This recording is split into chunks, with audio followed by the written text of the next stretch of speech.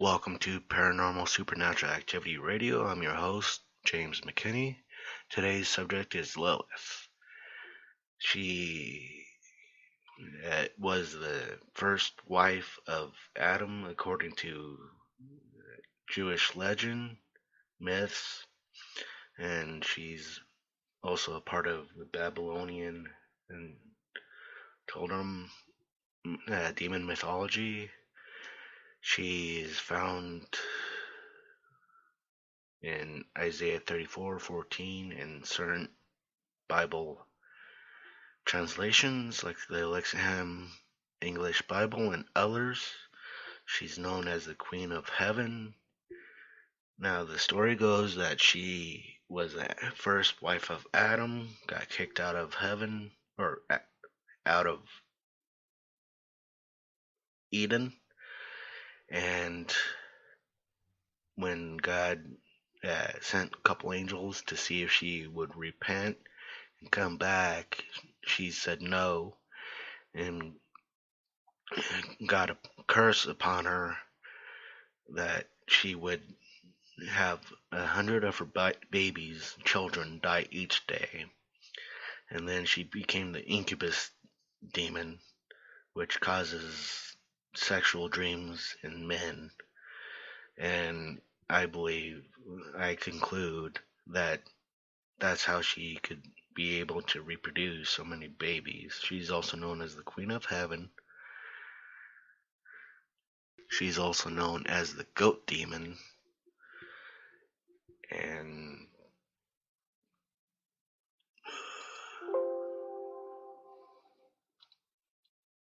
in Isaiah 34:14 it says, "And desert creatures shall meet with hyenas, and the goat demon shall call upon his neighbor.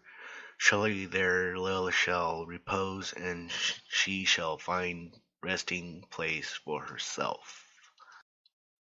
There are many songs titled Lilith from like the Butcher Babies and others, which most of them are heavy metal bands. When Lilith was created, it was in Genesis chapter 1, but then when in Genesis chapter 2, it tells that God made Eve out of Adam's rib, but when God created Lilith, it was from the same dirt that God created Adam. And in today's culture in 2019 or 2019, with all these women trying to say that they're better than men and bastardizing the feminist movement, I think Lilith may be behind this just as much as like the abortion clinics, Planned Parenthood. Now, I'm not saying that women are better or worse than men.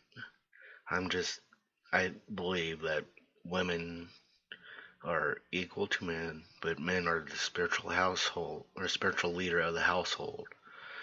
But as far as within the household, men and women are supposed to work together, and they're supposed to be one under the household, and they're supposed to work together as a team, as a spiritual unit to come closer to God. Of course, with everything that goes on within the church and just men's head being the macho man, they want to control their women and have everything done and have their women 100% obey them.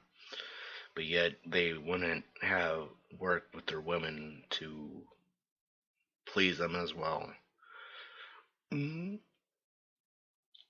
In a lot of ways, I see where some women are coming from where they say men are sexist, but got to a point where a lot of the women nowadays are even just as much sexist, if not more.